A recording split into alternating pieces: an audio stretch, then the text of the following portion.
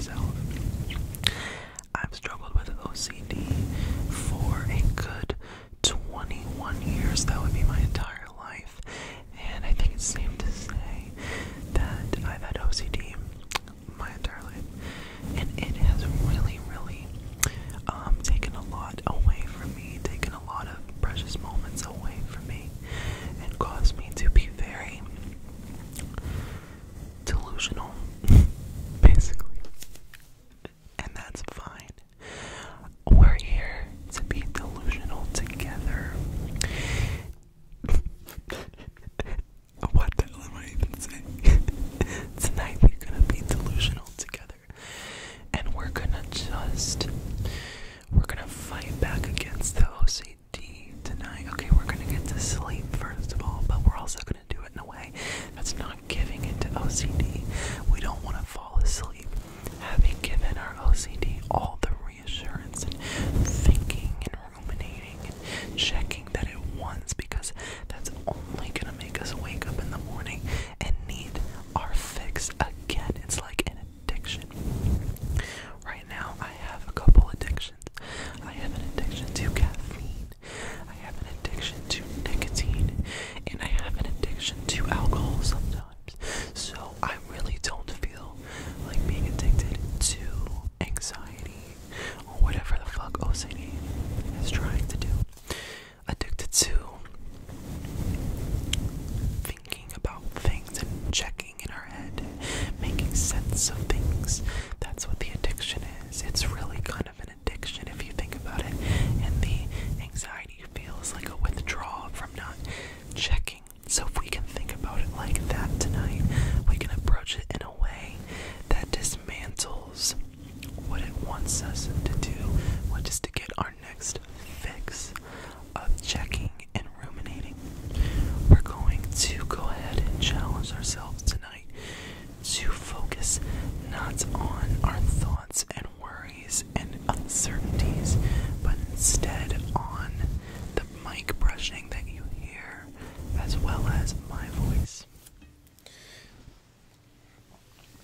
So, I know that this can be challenging to do, but you don't have to do it for that long if it is a big struggle for you to avoid ruminating or checking. You can try to just do it for the duration of this video, and hopefully you'll fall asleep in the process. If you don't though, you can always feel free to rewind. I'm probably going to make it a little shorter, maybe just 20 minutes, if that, because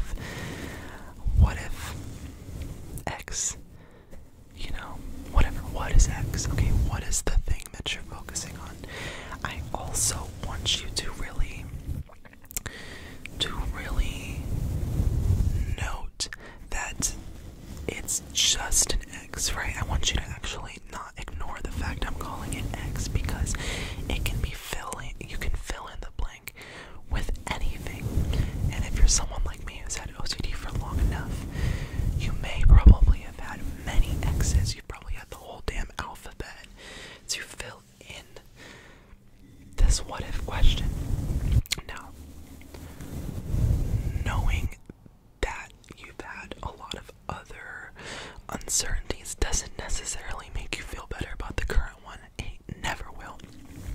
That's another thing to understand as we move on tonight.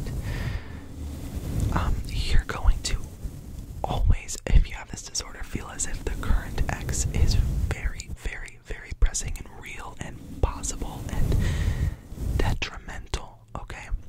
And that's fine. We're going to go ahead and just accept that. Tonight is going to be all about accepting that.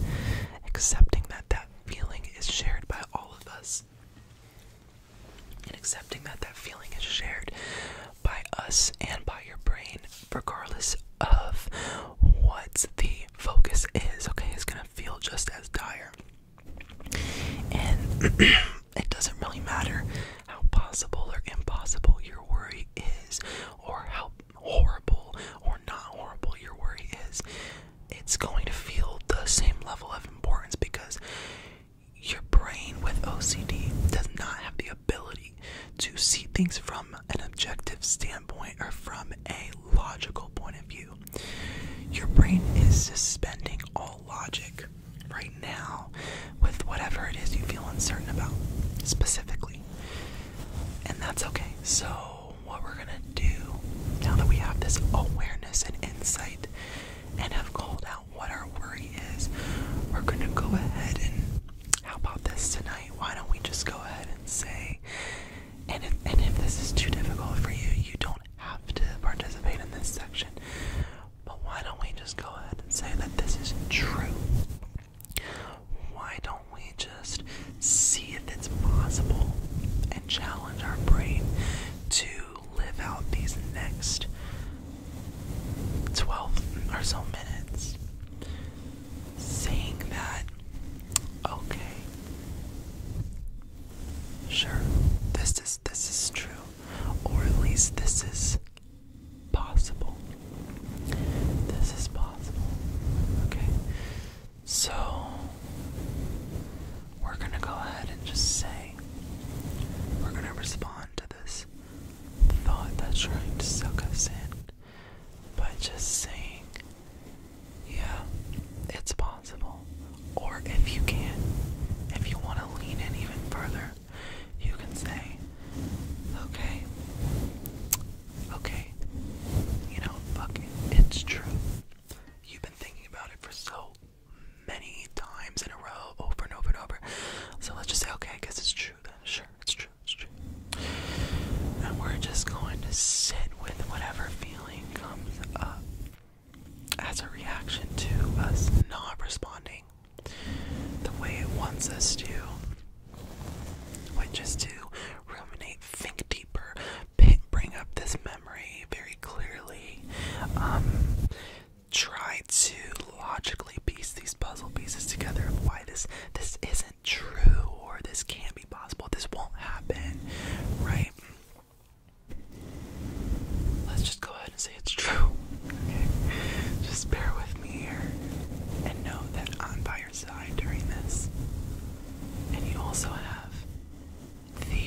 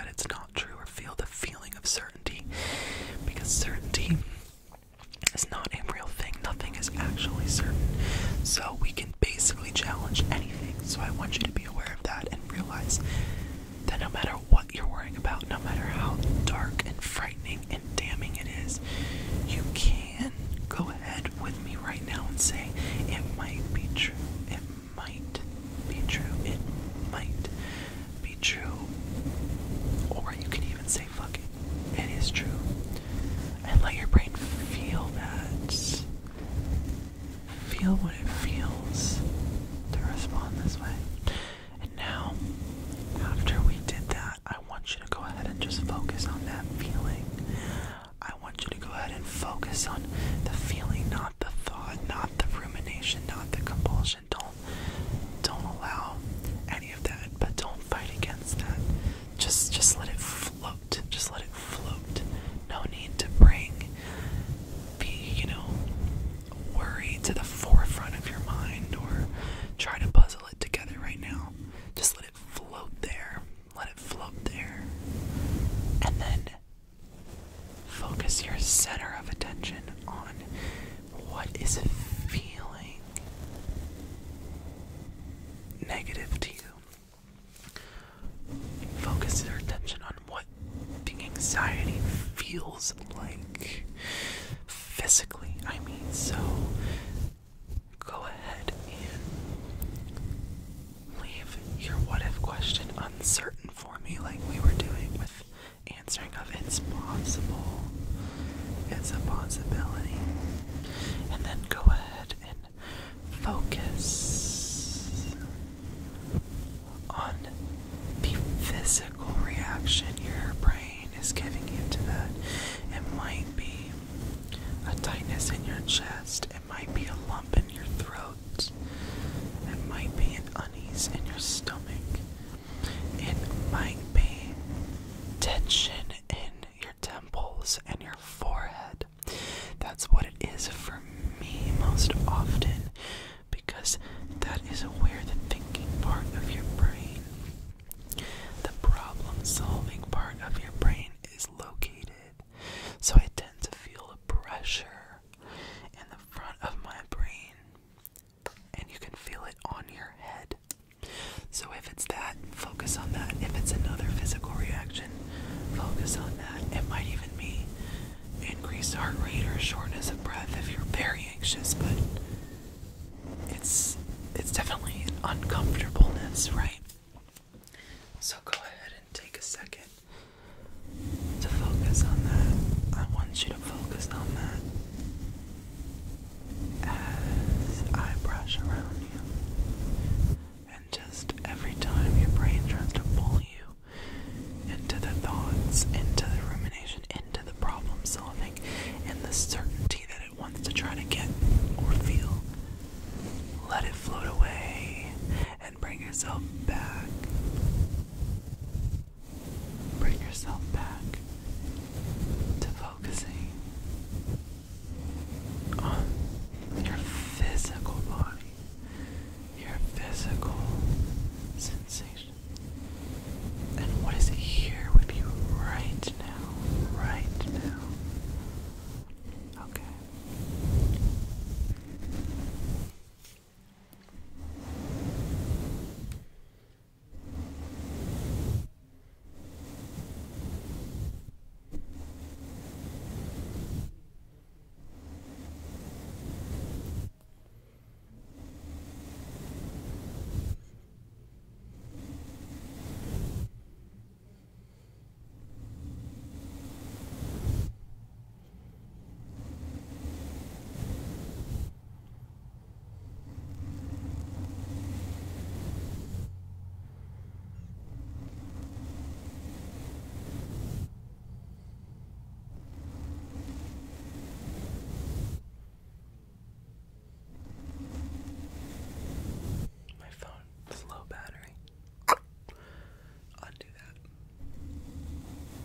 It's good that it does keep filming though, even when it gets to low battery. It just doesn't show me what it's filming.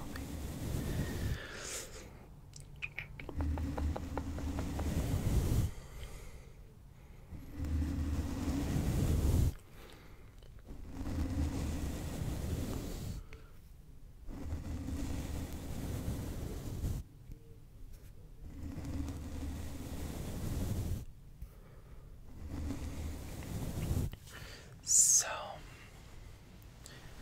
how are you feeling right now? It's okay if you're still feeling anxious, and it's okay if the thoughts are still pulling you. But I just want to ultimately challenge you to focus on the feeling the OCD is giving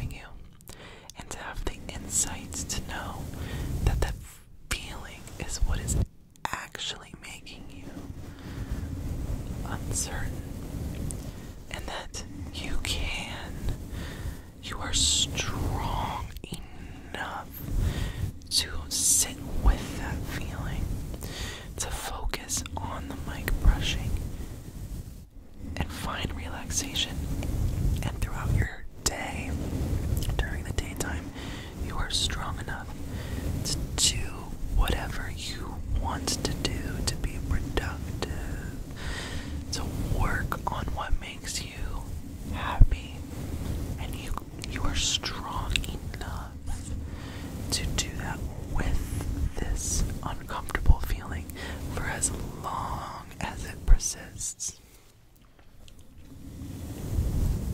It sucks. It does suck to have to deal with, but I am in it with you.